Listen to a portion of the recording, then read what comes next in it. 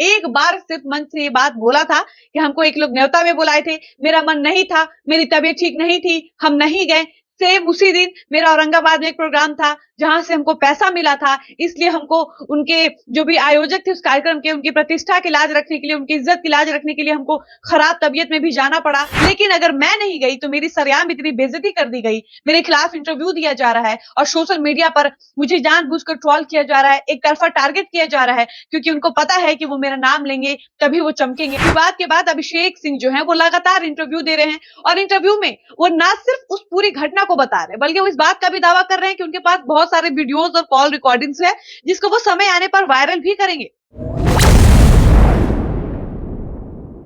ना मैं विवाद में रहता हूं और ना मैं रहना चाहता हूं, क्योंकि इससे मेरी कोई पहचान नहीं है। लेकिन जो लोग गलत बोलेंगे उनको मैं छोड़ने वाला भी नहीं हूं, चाहे वो इंसान कोई भी हो। ये बात लिखकर डाला है अभिषेक सिंह ने, जो अपने आप को भूमिहार बताते हैं और जो इन दिनों लगातार अनुपमा यादव के पीछे पड़े हुए हैं और अनुपमा यादव को ट्रोल करने का, उनको तंग करने का, उनको तंज कसने का एक भी मौका नहीं छोड़ रहे हैं। हमने आपको अनुपमा यादव और अभिषेक सिंह का विवाद कई बार बताया है। एक बार फिर से हम आपको ये बताने आए हैं कि किस प्रकार से अनुपमा यादव उस विवाद पर मिट्टी डालने की कोशिश कर रही हैं। उनकी तरफ से कोई भी बयान, कोई भी ऐसा व्यंग, कोई टॉन्ट नहीं आ रहा है, लेकिन अभिषेक सिंह लगातार कभी इंस्टाग्राम पोस्ट के माध्यम से, तो कभी इंटरव्यू देकर, तो कभी मंच से वो कुछ ना कुछ बोल रहे हैं ऐसा, जिसकी वजह से इस विवाद को और बढ़ावा मिल रहा है।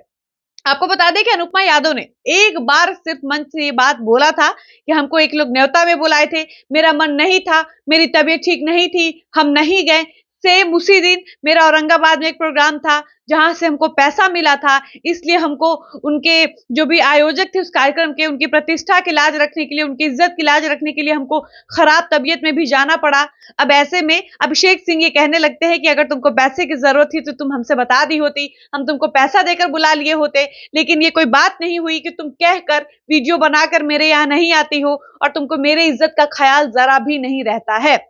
आपको बता दें कि इस विवाद के बाद अभिषेक सिंह जो हैं वो लगातार इंटरव्यू दे रहे हैं और इंटरव्यू में वो ना सिर्फ उस पूरी घटना को बता रहे हैं, बल्कि वो इस बात का भी दावा कर रहे हैं कि उनके पास बहुत सारे वीडियोस और कॉल रिकॉर्डिंग्स है, जिसको वो समय आने पर वायरल भी करेंगे। वो कहते हैं कि मैं तो बात भी नहीं करने चाहता था। अनुपमा यादव अपनी तरफ से दोस्ती का हाथ बढ़ाई थी, मेरे से दोस्ती की, रात रात भर वीडियो कॉल करती थी, 2-2 3-3 घंटे हम लोगों की बातचीत होती थी और क्या बातचीत होती थी और किस-किस प्रकार से अनुपमा यादव हमसे बात करती थी, वो सब हम ऑडियो वायरल करके आप लोगों को सुनाएँगे, बताएँगे।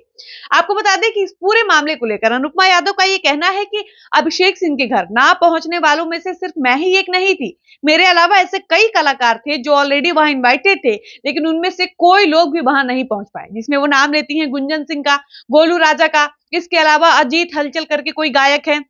अजीत आनंद करके एक गायक हैं। इन सब का नाम लेते हुए काव्या कृष्णमूर्ति का अनुपमा नाम लेती हैं और कहती हैं कि इन सारे लोगों को भी अभिषेक सिंह ने अपनी तरफ से इनवाइट किया था, लेकिन ये सारे लोग भी किसी न किसी कारणवश वहां नहीं पहुंच पाते हैं। लेकिन अभिषेक सिंह गलती से भी उन लोगों का नाम नहीं ले रहे हैं, ना उन लोगों को ट्रोल कर रहे हैं। लेकिन अगर मैं नहीं गई तो मेरी सरेआम इतनी बेइज्जती कर दी गई, मेरे खिलाफ इंटरव्यू दिया जा रहा है और सोशल मीडिया पर मुझे जानबूझकर ट्रोल किया जा रहा है, एक तरफा टारगेट किया जा रहा है, क्योंकि उनको पता है कि वो मेरा नाम लेंगे तभी वो चमकेंगे, उनका चेहरा चमकेगा, वो खुद को हाइलाइट करने के लिए मेरा नाम ले रहे हैं। जबकि कायदे से अगर देखा जाए तो बाकी लोग भी वहां नहीं पहुंचे थे। फिर उन लोगों को ट्रोल क्यों नहीं किया जा रहा है, उन लोगों के खिलाफ क्यों नहीं बोला जा रहा है, अकेला मुझे क्यों टारगेट किया जा रहा है, सिर्फ मेरी ही खिल्ली क्यों उड़ाई जा रही है और ये क्यों सोशल मीडिया पर फैलाए जा रहे हैं कि अनुपमा यादव कमिटमेंट से मुकर गई है और वो कमिटमेंट करके वीडियो बनाकर वहां नहीं आ पाई है। मेरी स्थिति परिस्थिति को क्यों नहीं समझा जा रहा है। अनुपमा कहती है कि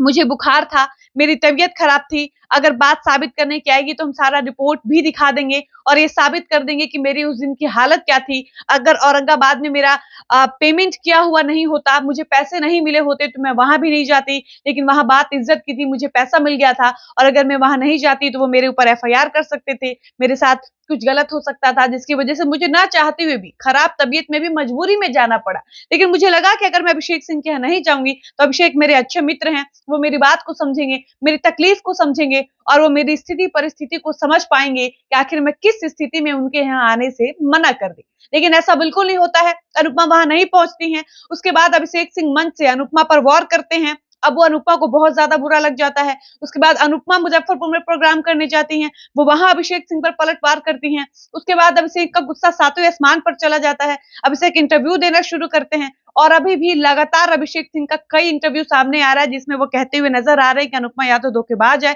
कमिटमेंट की पक्की नहीं है, वो एक नंबर की बदमाश लड़की है, अपने कमिटमेंट से भाग जाती है। उन्होंने ये भी कहा कि कुछ दिन का इंतजार दर्शक करे, बहुत जल्द ही हम एक से बढ़कर एक कॉल रिकॉर्डिंग और वीडियोस अनुपमा यादव का वायरल करेंगे। इसी के साथ इस वीडियो को समाप्त करते हैं, मिलते हैं नए वीडियो में। धन्यवाद।